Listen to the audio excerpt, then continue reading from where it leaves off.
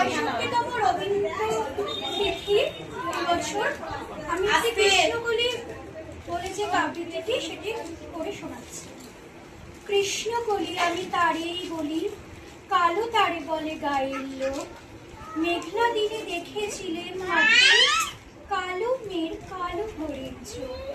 ঘোমটা মাথায় ছিল না তার মোটে, মুক্ত বেনি পিঠের পরে লোটে। কালো তা সে যতই কালো হোক, দেখেছি তার কালো হরিণ চোখ।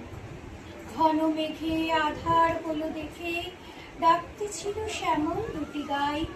শ্যামা মেয়ের ব্যস্ত ব্যাকুল পদে কুঠির হতে এলো তাই।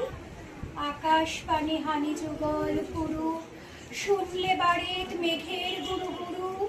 কালো সে তো যতই কালো হোক, দেখেছি তার কালো হরিণ চোখ। পুবের বাতাস এলো হঠাৎ ঢেউ, ধানের খেতে খেলিয়ে গেল ঢেউ। আলের ধারে দাঁড়িয়েছিলেম একা, মাঠের মাঝে আর ছিল না কেউ। আমার পানি দেখলে কিনা চেয়ে, আমি জানি আর জানি সেই মেয়ে। কালো তা সে যতই কালো হোক, দেখেছি তার কালো হরিণ চোখ। এমনি করে কাজল কালো মেঘ জ্যৈষ্ঠ মাসে আসে ঈশান কোণে। এমনি করে কালো কোমল ছায়া আষাঢ় মাসে নামে টপাল মনে।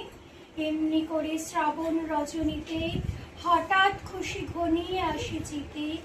কালো তা সে যতই কালো হোক, দেখেছি তার কালো হরিণ চোখ।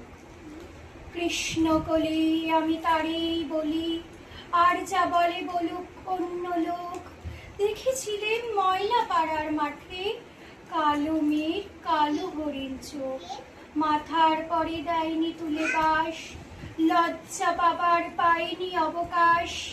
কালো তা সে যতই কালো হোক, দেখেছি তার কালো হরিণ চোখ।